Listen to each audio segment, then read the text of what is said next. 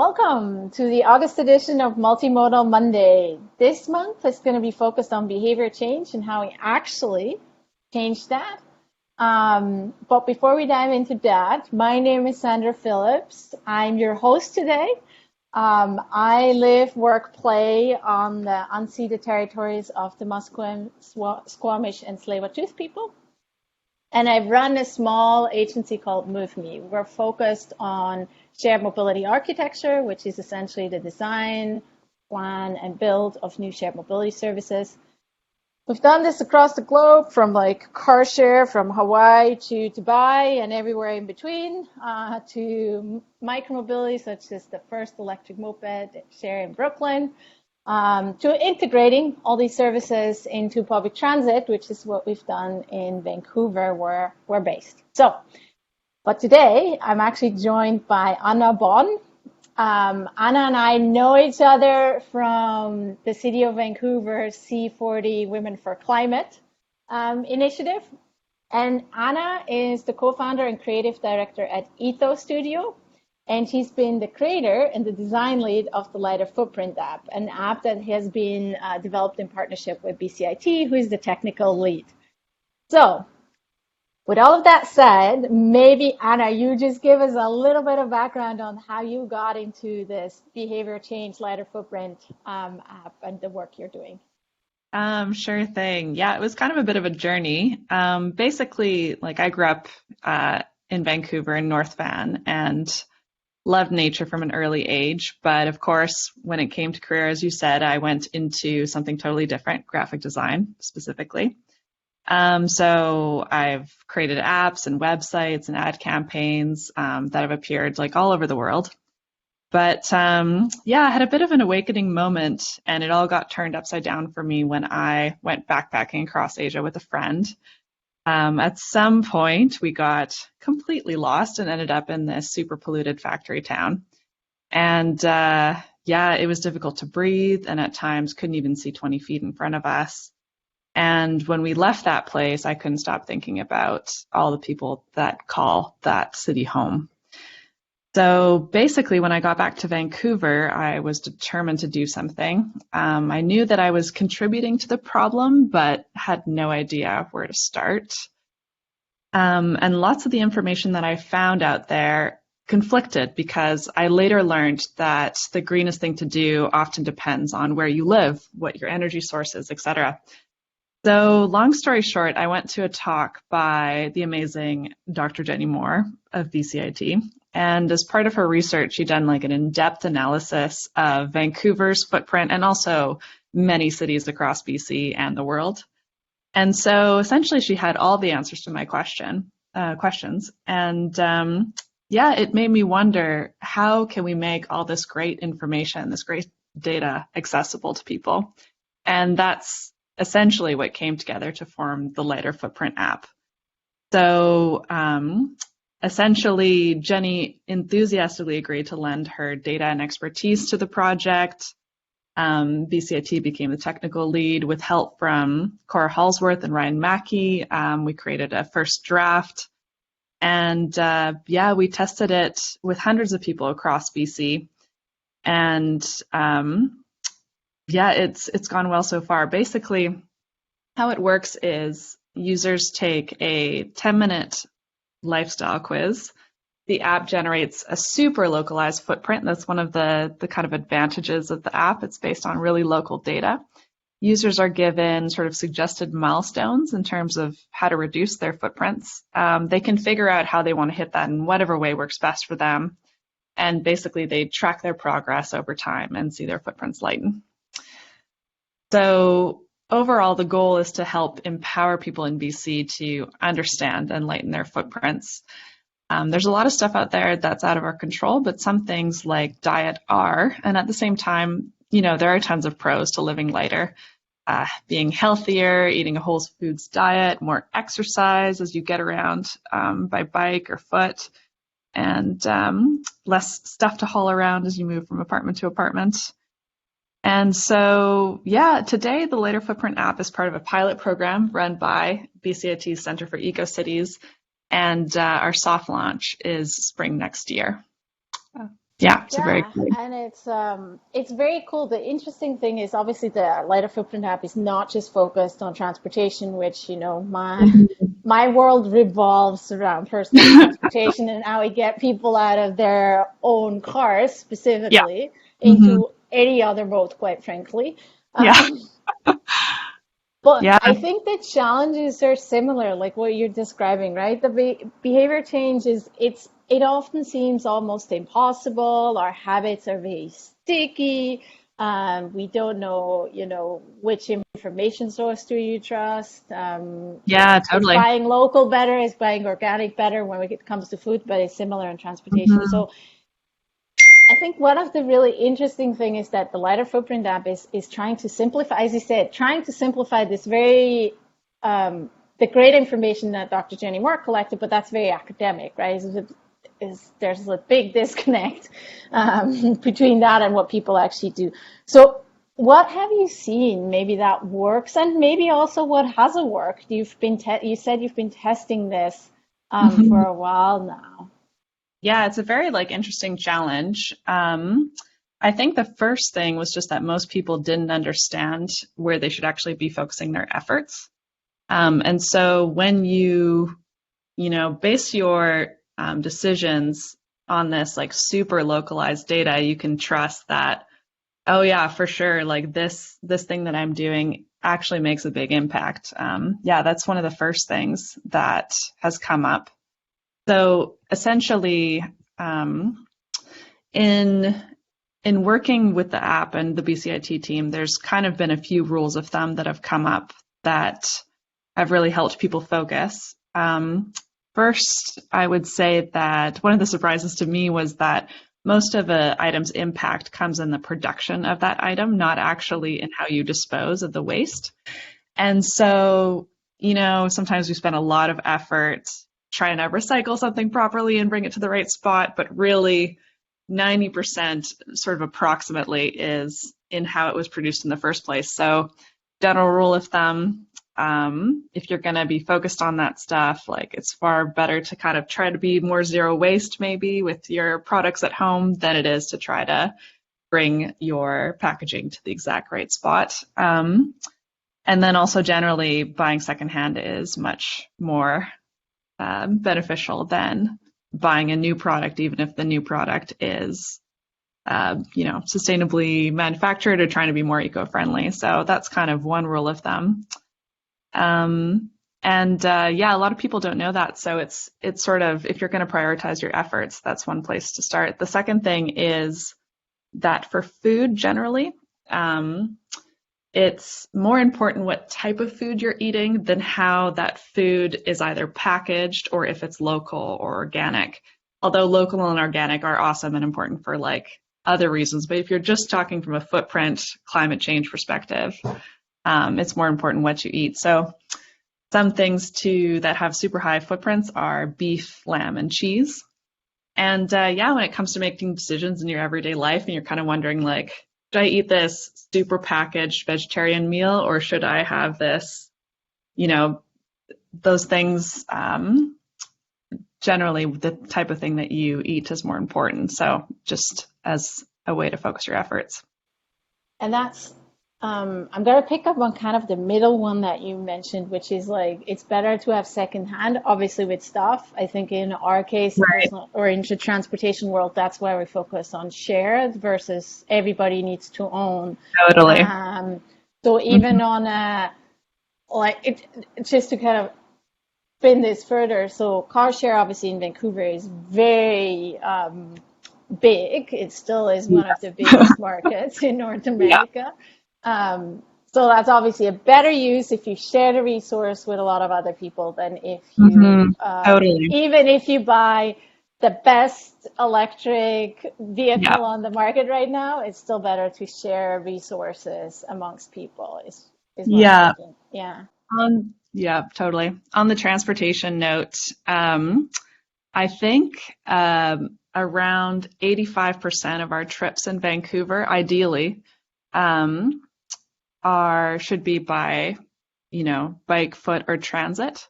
And so basically these shared mobility solutions, like you mentioned, are just so amazing because they allow for that flexibility of, having different options that are more, that you can take as you need them, bike to work one way, walk back, etc. Yeah, and then it becomes a lot more, how should I say, maybe more achievable because you're like, okay, in the morning I can walk because I have an extra hour if I'm running late, but in the evening I do not have that luxury because I need to pick up, let's just use my example, my daughter from daycare.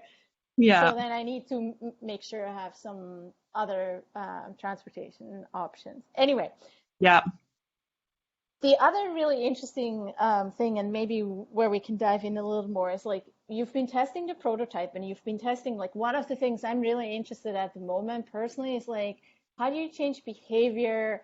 Um, Also on the, like, part of it is kind of the messaging piece, right? There's a lot of talk in my industry around incentives, and often people automatically go towards like it has to be some sort of financial incentive.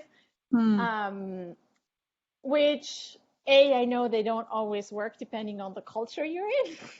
And Yeah. B, I also know that you run a risk of creating,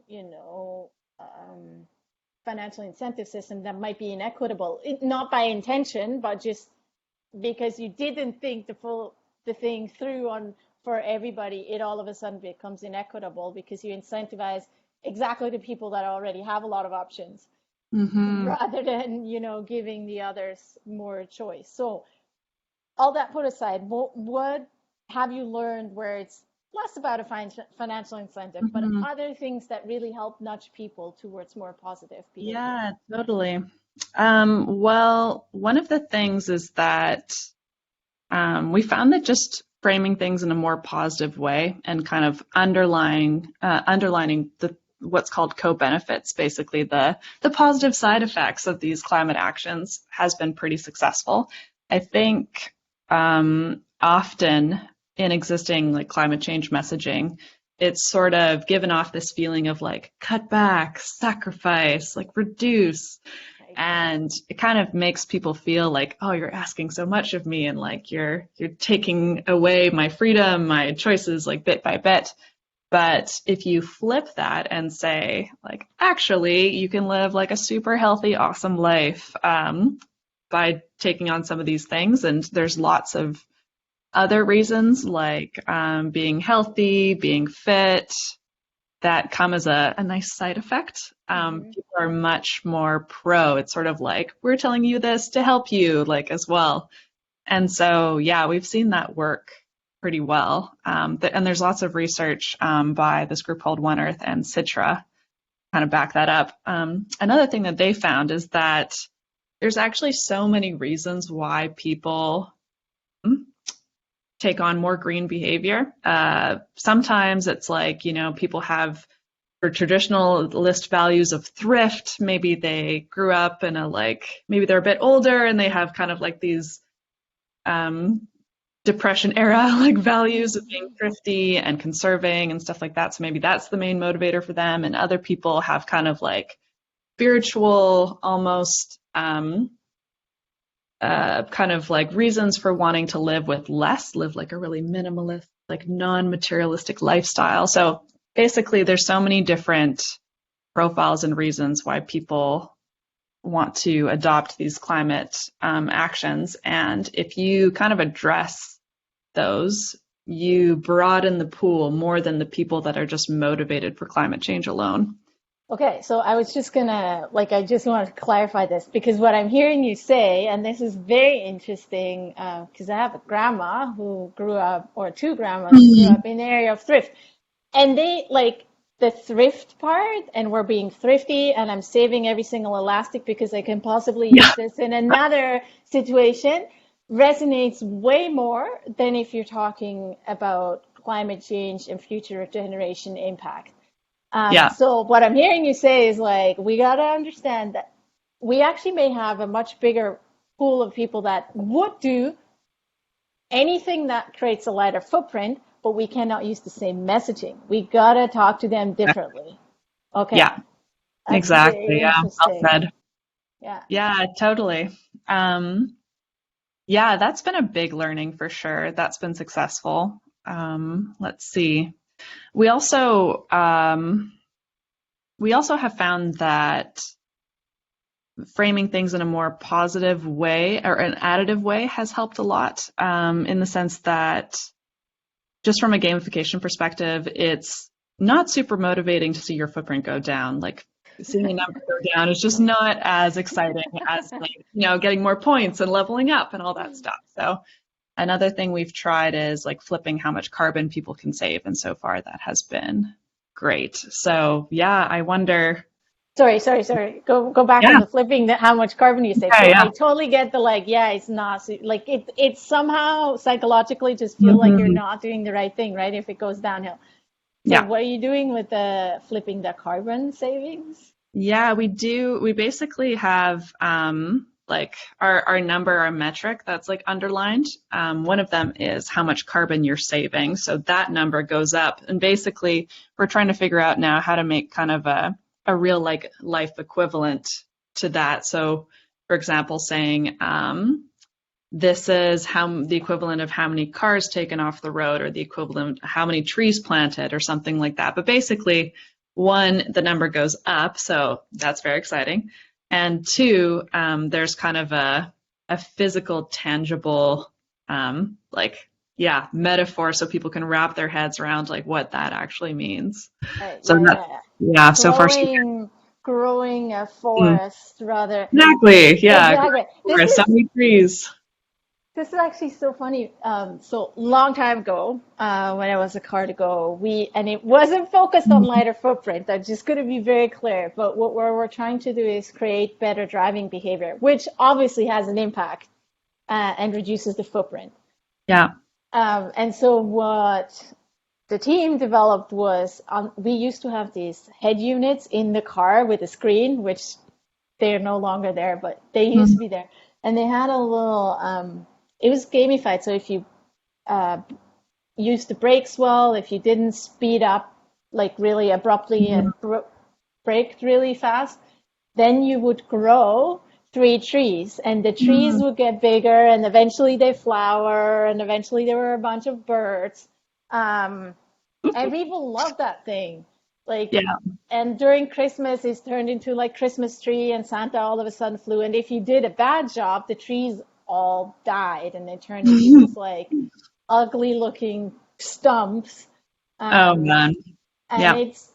I mean, it got taken away because partly it's kind of distracting. People started, having Mm. competition of who could grow better trees. Obviously not paying too much attention on the road. Oh So it no. got taken away.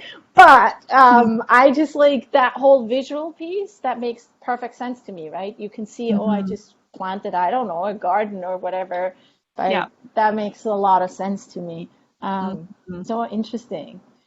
Yeah, totally. Um, Let's talk about another area that I actually think shared mobility has handled really well, and that's the remove friction, right? We always talk Mm. about make it as easy and as accessible for people as possible and increase convenience, remove any friction, and then they'll switch easier. Hmm. Um, it's something we've also seen in the shared mobility compass card project, where the compass card essentially could be used to get into the bus, the car share vehicle, and the bikes. It Right. made Yeah. it so much easier. You didn't have to like, oh, I need this fob here and I need the app there and on the Hmm. bus I need a different card. So removing friction. And I know you and I had a conversation in the past around that as well. So maybe chat a little bit about, removing friction and making things easier for people. Yeah, definitely. I mean, this is like user experience design, like the fundamentals. Yeah, exactly.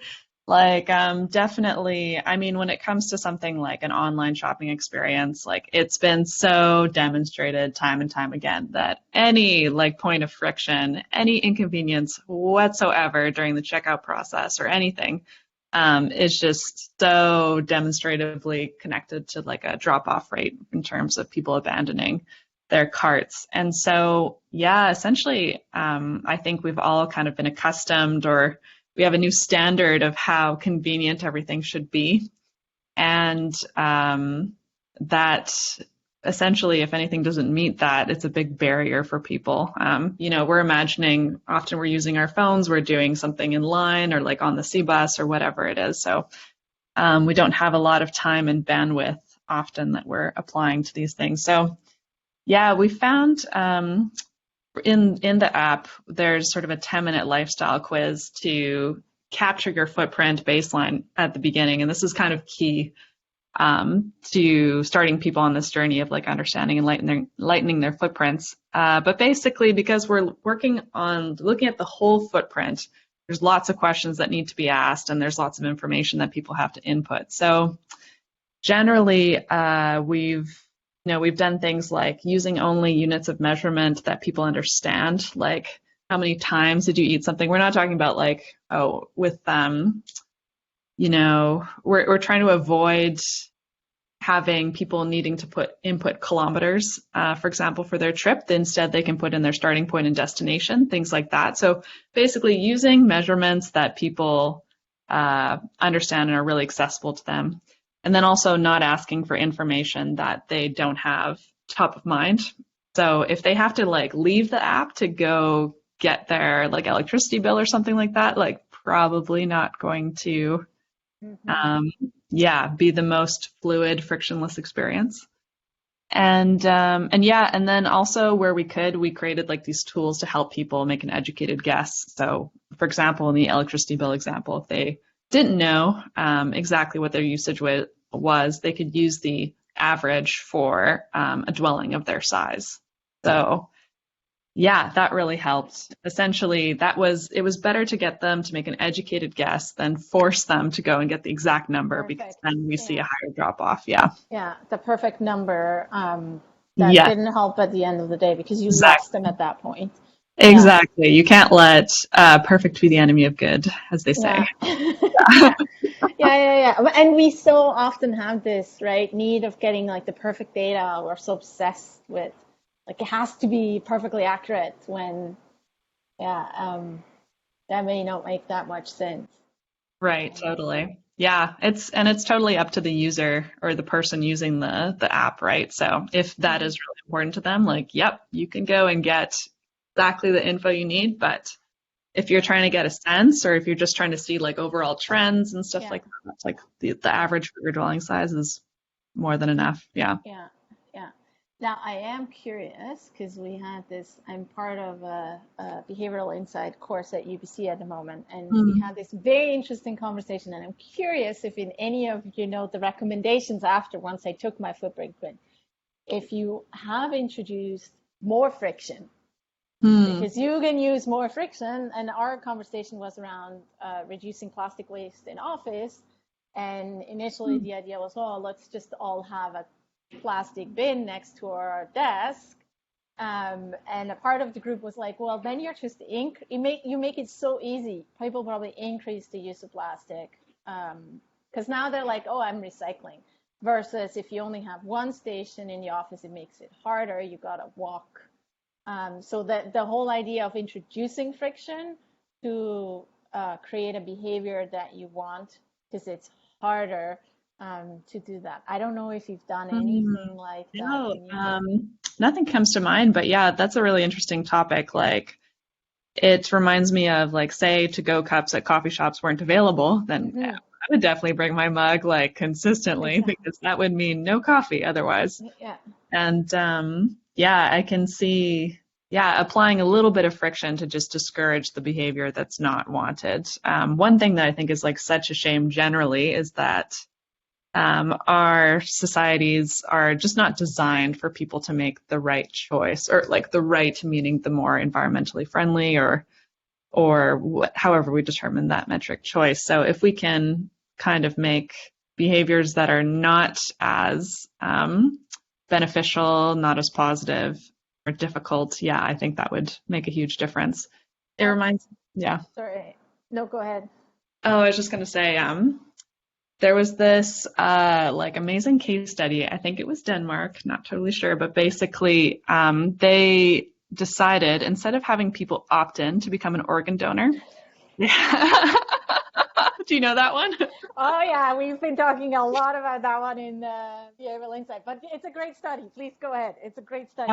Okay, well, correct me if I have the details wrong, but basically they essentially they would have like a certain amount of people. Their previous system was, yeah, have people opt in to become an organ donor, and then I think their rate was like 20% or something like that. It was pretty low. But then they decided to flip the framing and have people opt in by default, and then basically have the choice to remove themselves if they so desired. And it was the same amount, 20%. So basically, it's the gist of it was only a small percentage of people are active in this decision making of whether or not they want to be organ donors, and the rest will just like go with the flow. And I think that's the main kind of takeaway, is that if you can have go with the flow be the thing that you want most people to do, that's really helpful. Like, you know, long story short, I don't think we have a lot of energy and attention to put to all these issues. So the easier you can make it, the better. Yeah, and the easier choice is what will people will do by default, and the harder Yeah. you make, and this goes back to my point about friction. And I did want to quickly add something, because city, obviously, the denser a city becomes, the harder it is for residents to have, you know, parking on the street, because Right. it's such a coveted space, right? And the harder it is, the lower, and I should also say, and the more expensive. There is a price tag to that as well. But the less personally owned vehicle you have, because it's, you know, it's just not as easy to get around the park, and it becomes a headache, and you'd rather use any other mode. So Yeah, yeah. exactly. That's a great point. I definitely feel that way personally. See, and same right here. Like, I can't park anywhere. I'm like, I'm taking anything else. I do not Yeah, want to circle the block 5 times. exactly. And it's so convenient that car share has kind of an exemption where you Yeah, can yeah, park any 2-hour spot, no problem. So it's a lot easier to park with car share. Hence, yeah, it's yeah, often the choice I take. yeah. Um, so maybe let's talk about kind of the last bucket that you and I also had chatted in the past, and that's kind of the milestone and praises and planning, the fact Mhm. that we're all actually, or most of us are actually terrible planners. Um, and we can't like figure out how our actions today have any impact in like 3 generations from now. So help me Yeah, understand totally. what you've done there on the Light of Footprint app and what you found. Well, yeah, it's an ongoing process, but basically, I'll try and figure it out. But essentially, yeah, the target for where we all need to get to collectively as a society, as a global society, is like quite a difficult target to reach. And so basically, when we first did our first version of the prototype, we did have we showed kind of the 2050 target in comparison to where the person's footprint was today. And as you can imagine, there was quite a gap Oh, between the two. Yeah. And it was super demoralizing, long story short, for a lot of people. They'd see their footprint and it was like, you know, 10 times where like for their target, where they should be, even if it was like kind of a long-term target. 2050 is a ways off, but so yeah, we definitely we found like maybe that's not the best way to approach it. So what we're testing out is giving people milestones and giving people kind of shorter term goals to hit. Like in video games, of course, we know in game theory, basically a task can neither be too hard nor too easy if you want people to be engaged. If it's too easy, they drop out and they're just not interested. If it's too difficult, it's also paralyzing and people don't even want to try. So essentially, if we break down that long-term target into more manageable milestones and we give people like a short-term win, a short-term goal, we found that's much more motivating than just saying, yeah, look at the huge gap here, even if, yeah, we're trying to give people tools, et cetera, on how to like close that gap. So yeah, that's definitely been one thing.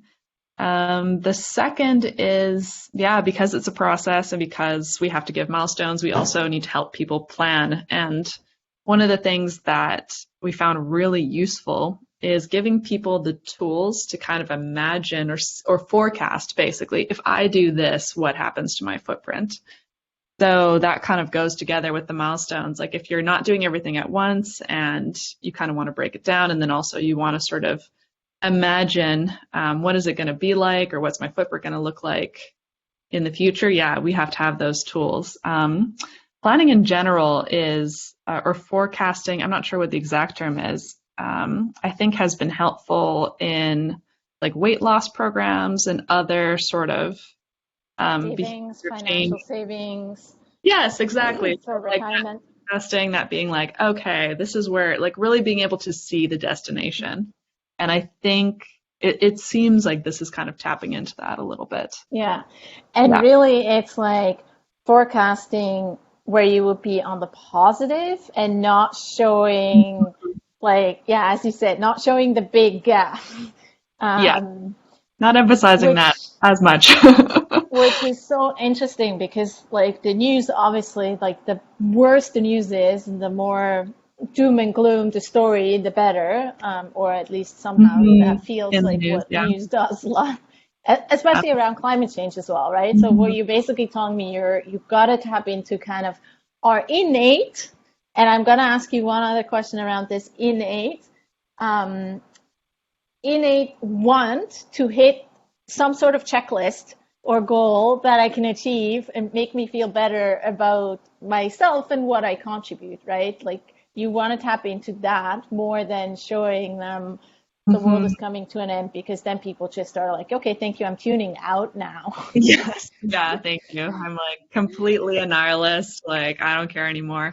Yeah, there has to be like some balance of obviously the situation is pretty dire, code red for humanity. But yeah, I think the only, I'll just speak for myself, the only kind of like moral response is to be like, okay, I'm going to keep going and I'm going to do what I can. But obviously that's not a psychologically easy thing to do. So if you break things down and you show people like what they can have control over and what they're able, the change that they're able to affect, yeah, I think, or I'm hoping that that'll be a way to kind of help behavior change for some people. Now, I did want to ask one thing because I find that personally very fascinating. Do you think this innate ability of wanting to contribute and solving essentially the issue in a small way, if you can show that and you can show progress, did Mm-hmm. you find in your, early prototyping studies that this is the same regardless of, sociodemographic information, cultural background? Is this just like an innate thing we all want? It doesn't matter where we come from, how we grew up, or is there a difference there? Yeah, no, that's a really great question. I haven't seen too much of a difference of a breakdown in like the app users themselves. So I would say that I just in terms of like our small pool so far, a lot of people are motivated by this, definitely. And actually, we had an idea which is not prototyped, but essentially of having people in their behavior change sort of earn a donation fund that they can contribute essentially. So almost like earn the ability to donate. Just an idea that we had that isn't in the prototype, but it was a very successful idea in the sense that people were very motivated by that. So instead of having like motivated by personal gain, like say Mm-hmm. financial return, they were motivated by potentially like earning money to donate to, the great like organizations that are doing a lot of work, whether it be conserving wild spaces, et cetera. So yeah, I think people are motivated by that. One other thing that comes to mind though is that definitely, in groups where the basics like security, shelter are like of immediate concern, it makes sense that the mental bandwidth is just not there to think about like these bigger issues. But that's not something I've seen in the app testing per se. It's just something that an observation that has been made generally. Yeah. Yeah. Yeah, yeah, yeah.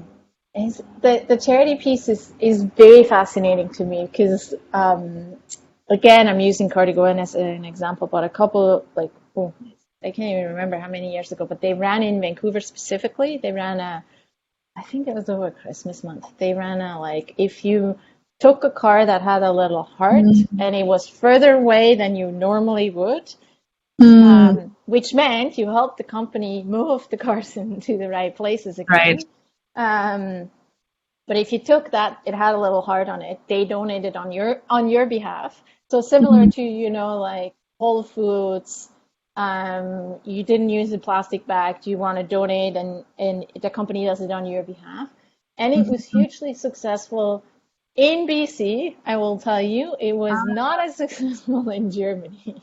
Right. Um, which is why, like, I'm really fascinated because I do think there's maybe culturally different, and maybe it's just the way it's framed. Maybe we all want to do something towards the greater good, but maybe it needs to be Yeah. um, framed differently, I don't know. I don't have an answer to this one. I'm just telling you that it's fascinating to me how some No. things work really well and other things don't. Like the other thing I know from the work with TransLink and that shared mobility compass card is that Canadians love lottery, like the Oh, ability to really? potentially win some huge prize because we have zero, going back to like we can't plan, we can't comprehend that our chances are like minute, but they love that.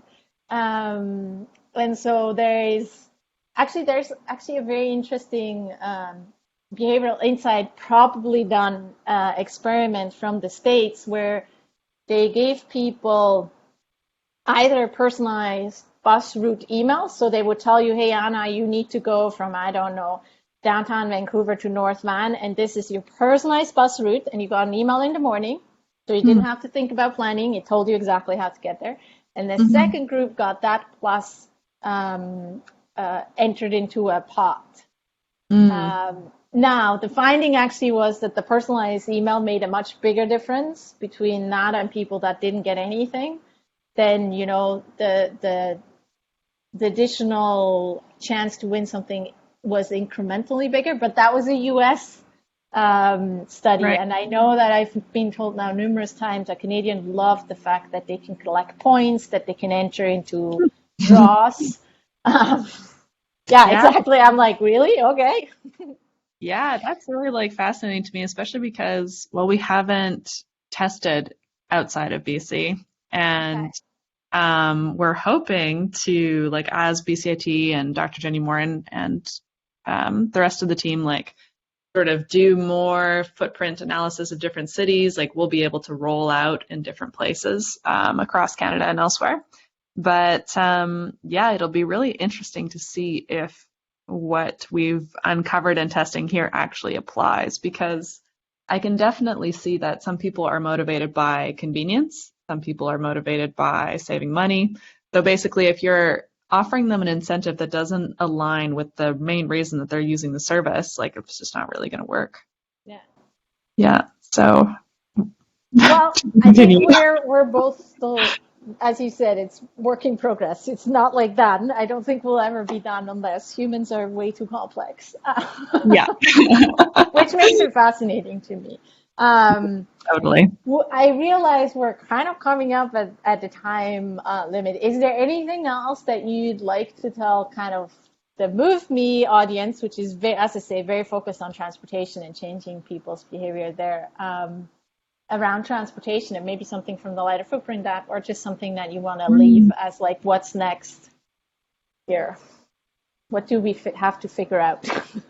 On the transportation front, one of the things that we've seen come up repeatedly is that people that have children are less excited about getting out of their cars. And that's something that just in, the limited testing that we've done has come up pretty often. And so it seems like there's a real barrier for young parents, especially, to kind of adopt some of these like multimodal like solutions, just anecdotally. And so, yeah, it seems like if we could perhaps car share as a solution, perhaps, yeah, I'm just sort of spitballing here, but bikes that have a back, like Cargo rental thing. bike. Yeah, exactly. Something like that could be something interesting for people. But yeah, that's definitely a barrier. Often, and the app, one of the things that we've tried to do is actually capture those barriers for the benefit of the cities we're working with and also BCIT for their academic research, et cetera. But yeah, it's been really interesting the things that have come up, both in terms of like bylaws, or sorry, not bylaws, but like regulations. People have said, like I'm not allowed to hang dry laundry on my balcony Mhm. in my strata. They're not letting me or whatever. So there's like these little rules that come up that kind of prevent people from doing certain things. And then also just the reality of everyday life. Like, oh, I have two young kids. Like I And I cannot. can tell you, I know you just said maybe car share solution. I can tell you it's like the die-hard fans of car share will drop off often when they have kids, or they may go back to one car. They may still be die-hard for the second one, but they drop off, especially in the Mm, North American context. And we've mm, tried, like one of the projects I was involved in was with BMW Reach Now, and we actually equipped, I think, a third of the fleet with car seats because people oh, always told us the car seat is the issue. Well, guess right. what? Uh-huh. They weren't happy because they're like, I'm not sure about this car seat. Is it like the standard? I think the Chico one is better from a safety rating. Has this been in an accident, this car seat or not? So people, it didn't matter. People still Mm, didn't feel safe, even if we provided the car seats. So eventually we took yeah. them all out again. Um, Yeah. Well, yeah, wow.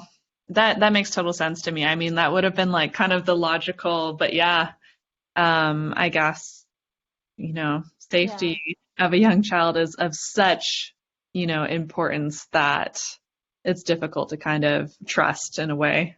yeah. Like I think systems. the cargo bikes have had more success. I know a project in Switzerland, which obviously is a bit more of a bike culture, but Yeah. they have actually had quite a bit of success also with young families because, Mm, and I wouldn't say they use it for everyday commuting, but the people that I do know that have little kids in Switzerland that use this cargo bike share service, they mhm, use it for like, we're doing a special outing, but safety hasn't been an issue. They're just like, oh, this is fun. We don't have a cargo bike. Let's just do it for mm, like, I don't know, we're going to the beach or whatever. yeah. Um, so that Yeah. has had more success and the safety thing hasn't come up. But on the car share side, it's, yeah, like Mhm. good intentions, didn't work Yeah. whatsoever. Yeah. Well, that's how you find out, right? Exactly. Yeah. Yeah. Yeah. Testing it out. Yeah, for sure. I can see that. I know in the Netherlands, like you often see like parents toting around kids, and they have such awesome cargo bikes too, like all the different designs. I was like, how can I get this? Yeah, so hard. We need Yeah. to get out of the pandemic kind Yeah. of closing remark, and then hopefully we can get. I've been trying to get a cargo bike, that's what I'm saying. Oh, And nice. it's like delivery is just crazy. The wait Oh, times are just no. so crazy. Yeah. Um, well, Yeah. this has been fabulous. Thank you so much for joining me this month. Yeah. Um, It was a joy.